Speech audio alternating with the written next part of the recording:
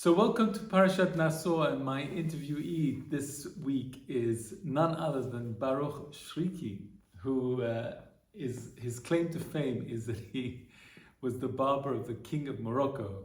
What's he doing in Tsfat is another story, but it's an amazing story that we'd like to share. So Baruch, welcome. Thank you. Tell me how you became the king of Morocco's hairdresser. I was in Morocco. I have a big shop there, and it was very famous. In Casablanca? Yeah, in Casablanca. And with the relation of people, a friend of mine, he was a friend of the prince, the son of the king. So all his group, they were cutting haircut. By yourself? Yeah, in my shop. Yeah. And they talk about me, and it's. And then I become one of the group. The inner circle. Very friendly. So one day he said, "I want a haircut from you," and I get him a haircut. And then he said, "Oh, nice, very nice, yeah, professional." And he knows that I was in Hollywood. I just came from Hollywood. I was 5 years there. So he knows that I did the superstar there. And you had a salon in Hollywood? Yeah, I was a partner with someone. He's still there now. And then was very famous. So he get proud about that. So he said, "Well, I will take to my father. Maybe get him a haircut." So, right. Okay, I said, "Well, thank you. It'd be a big honor for me." Yeah.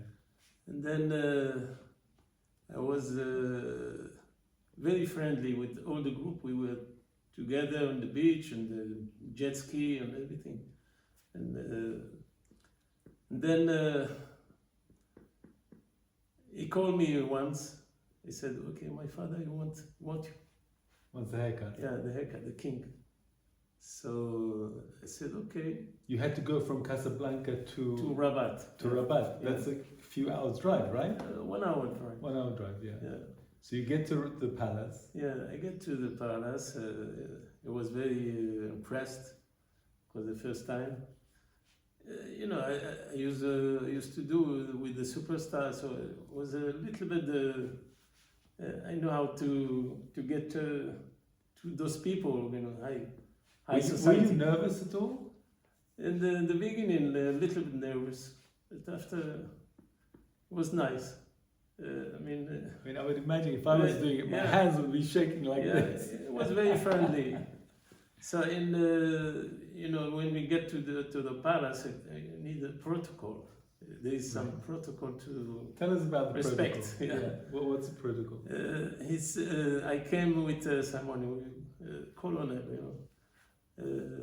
a colonel. Yeah, he's bodyguard, like a bodyguard. Yeah.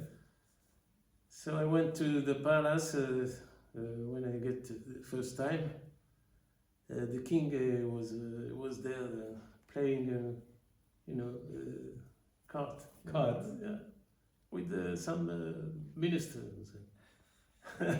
Yeah. They were sitting all one side, and we have to get when we come, we have to get off the shoes, and then we came on the the carpet. place. Yeah. It was near the beach, so it was a tent, big tent. So we enter, I get off my shoes, and the colonel, this bodyguard, he said, "Sit." I saw one seat there, but all of them were sitting on the floor. All the ministers were sitting on the floor. Yeah, I saw one seat. I said, "I get to this seat." He said, "No, not there." That's the king seat. It was a simple seat, It's no. Oh, sorry. I said, "Okay, you have a seat there." So you see it on the floor. Yeah. Okay. So the king, he saw like this. He saw you trying to sit on his feet. He was flat. He was like These chutzpah Jews, you know.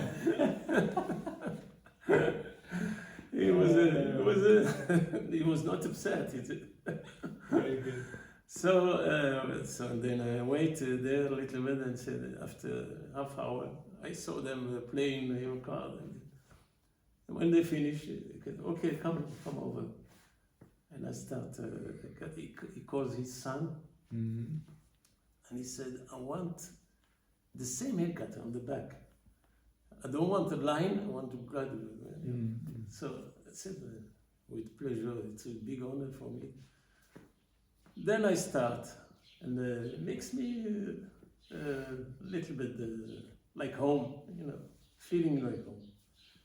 So I got a haircut, his haircut, and he said, okay, that's nice, very nice.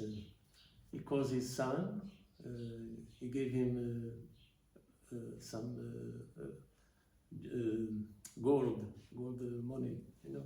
Oh, they pay you in gold? Yeah, the first time. Very cool. He takes some pieces like this, you know. He gave him. Are they gold coins? Yeah, or is it gold coin. Yeah. He gave it to his son, and then he gave me. Yeah, you know, it's a tradition. The palace, the first time, all the time, Really? all the barbers. So I was very happy, very honored, and very impressed. And the first time. Amazing. Said, How long were you the barber of the king for? maybe 20 years. 20 years? Yeah. Wow. After that, he is dead, and I came to Israel. I said to his son, I have to go to Israel, and my family there. And So how often would you cut his hair? The king's? how? How often? Twice a day, a month. Twice a month? Uh-huh. Sometimes 3 times. Something. Okay. Depends. Well, that's fascinating. And I have a picture of you. Is this you with the king? Yeah. So this is you? Yeah, this is me. And this is the king? Yeah, this was a birthday of the king, so he invited me. He honored me for this. To show to the audience, that's Baruch with the king. What year was this done? It was 88.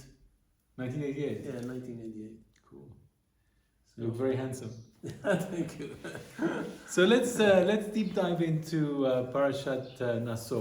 And the reason I invited you for the interview was that because in Parashat Naso we have the whole story of the Nazir. The Nazir is an opportunity for a regular Jew who wants to become more holy than he otherwise would have been, and he is able to do so by refraining from certain things. He's not allowed to drink wine or derivatives of wine. He's not allowed to cut his hair, and he's not allowed to be in the same tent as a dead person, like the Kohen Gadol. He's not even allowed to bury his mother, his father. You know, these are all restricted from him. So the idea is that by withdrawing from things that are permitted from you, you're able to escalate up in the ladder of holiness. And I can understand that in a way, from the point of view of the wine, because you know excessive wine brings you more into your animalistic self. But this idea of the hair, and I understand also the dead body, because the dead body attracts negative energy, and negative energy, if you're in the same tent as the dead body, that negative energy will transfer to you, and therefore you can become, and it's a restriction to your becoming holier and closer to God. So I can understand that. But what is the significance of the hair? Why is it that growing your hair long makes you more accessible to climb up the ladder of spirituality and holiness? Yeah, it's the part of the restriction of like the wine, like yes, it's one part of the restriction. I mean, it's very difficult when he saw his face, and he said, beautiful. Maybe want to. Yeah, there's a story that a beautiful man looked at his reflection in the lake, and he saw he was so beautiful, and he didn't want to be dragged into thinking himself in that way, in the beauty of although that's how God created him. So in a way, he should be happy that God created him in that light. And we know that Yosef Avinu was the most beautiful man ever. So, but yet the Nazir feels that so that he won't be tempted to go into the wrong direction, he's going to let his hair grow, and that brings him closer to holiness. But what's your thought on this? That the hair, when you grow it, brings you closer to God, and also that the hair that you grow on your hair becomes like a crown that you proudly wear as a Nazir, as a sign of your closeness to God, even for a 30-day period. What's your thoughts on that? It's usually it's 1 day, 1 year. Normally, I mean, at different times, but I saw 30 days 30 days. As a classic period of Nazirut. But I mean, when you cut a hair, do you maybe the hair got some energy that like Shimshon. Yes. He got long hair. Yes. When he cut it, he lost his energy. Yeah, he lost his energy. It's a big power. How do you understand that as a hairdresser? I mean, can you see that when you cut somebody's hair? Maybe there is some power on the hair, so that when we cut it, we feel so good. We have like we fly. You know, it's so it's nice to have a haircut that makes you happy. The good feel. A good feeling. It's the nearest we can get to retail therapy, I guess, in Tsfat. Yeah. Not that we have bad shops here, but it's it's not like Hollywood. But how often do you get your hair cut? Once a month. Once a month. Yeah. Usually, a simple person, once a month at least. Lefi Arizal. And the Arizal says once a month. Yeah, at least. I didn't know that. Yeah. And Lefi, what written in Gemara, the king is every day. Right. Like the King David. King David used to do it every day. Yeah. And the Kohen Gadol is once a week. Yeah. And the regular Kohen Idiot is once a month or whatever. Yeah. The same as a normal Jew. Yeah. Once a month. Wow. Do you think in the time of the Bible that they cut their hair once a month? In the first temple period, the second temple period, do you think they were cutting once Kohen Gadol? No, regular Jews. Regular people, maybe more, maybe they don't.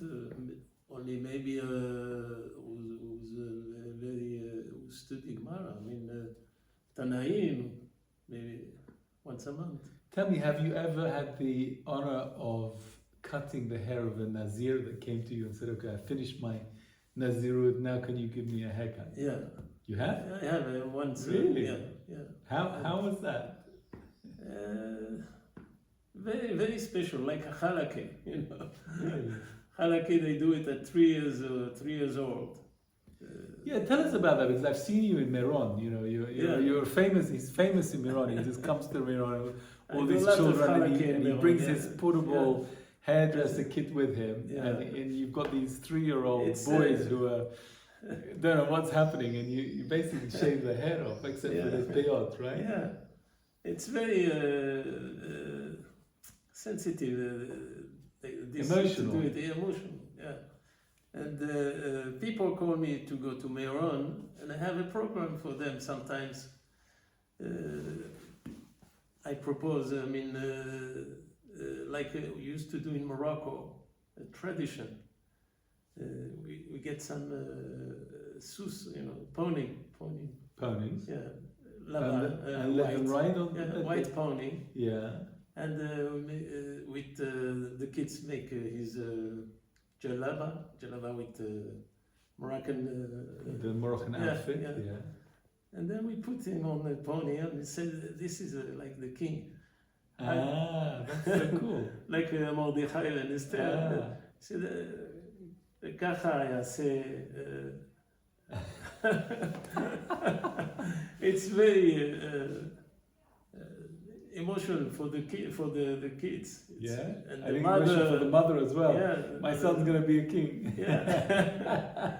So it's very Illusions nice. of grandeur started Yeah. 3 years old. I did it maybe several times. When they, with a horse. yeah. Did you see anybody doing that in Israel? No, I want to do really a clip like this with sound, with singing and make it on YouTube. All you filmmakers out there, if you want to do a clip on Halakha with a horse, you know where to go to. So, Baruch, what brought you to Tzfat? It's a story of. It's בהשגחה פרטית. I don't think so. I never thought that I can live in Tzfat. But Hashem brings me, really. It's I was in Jerusalem 5 years, and it was nice there. I used to do nice haircut for the minister, parliament, Netanyahu, also. Wow. Yeah. I have a shop there in King George, near the big synagogue. Right. Then I closed it, and after 5 years, I said it's very difficult here to live in Jerusalem because a lot of suicide bomb. Too much fire. Yeah. And I said, my wife has a family in Tzfat. And her family said, "Why don't you come in Tzfat and see? Look what's happened." So we find one home here, and I decide to come here. And you're a Baal Koreh, right? You read from the Torah every week for your community. Not every week, but sometimes when Baal Koreh don't come. So. And you've got Shavuot coming up now, so you're going to be the Chazan now. One of maybe I have another Chazan, so we're together. Alternate with him. Yeah. Well, I have a great Akarat Tov to you because during COVID times, all the shops were told to close down, and you very kindly came to my home and gave me a haircut there, and I felt like a king. You know, it was like turning my living room into a salon and with all the things. It was quite amazing. That's also remind me that used to do like this with the king. The king he didn't have any beauty shop in his palace, but everywhere he was that make it on the. So if you wanted to experience what it's like to be to have a haircut from the person who cut the hair of the king of Morocco, come to Tzfat. One of the highlights of being in Tzfat, you can go to Baruch's very modest hair salon on Rehov Yerushalayim, and you might have to queue because there's always a queue there when I go there, but it's definitely worth it. And I want to thank you for being my guest on the podcast. Thank you very much. And continue to do wonderful things. There's so much to talk about this parasha, so like Levim, they were cutting all the body and they shaved the whole they shaved the whole head. I don't know what a problem without for the peot where they shaved everything, including the peot. Yeah, right? Including the peot. That's a one-off. It's a one-off time when they were. One-off time. I think when they were inaugurated into the. Not in Bet HaMikdash. I'm not sure, but I assume that it's part of the ceremony of becoming the Bechor, because they took the Bechor from from the firstborn, and were elevated into that role, and therefore I assume that they had to just let go of everything in their history. I mean, sometimes when we are called to rise to a higher level, we have to just let go of our past so that we can embrace our future with an open canvas.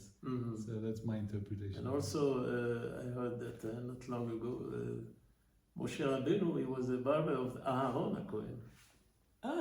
I didn't hear that. That would make sense. Yeah.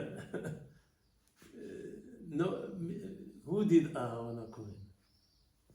Interesting. Very interesting. Well, he inaugurated Aaron HaKohen, so it makes sense that he would be his barber. That's funny. It's Moshe Rabbeinu. It's anava. Modesty is very modest. Very good. Very good. So, anyway, well, thank you so much. Thank you. I look forward to. I need to book a hairdresser tomorrow. Yeah. Can I book a session Sure, tomorrow? sure. Great. Sure. One of the benefits of having a barber in your TV show. It was Thank my you. pleasure. God bless you. Thank you. God bless you. Thank you very much. Thank you.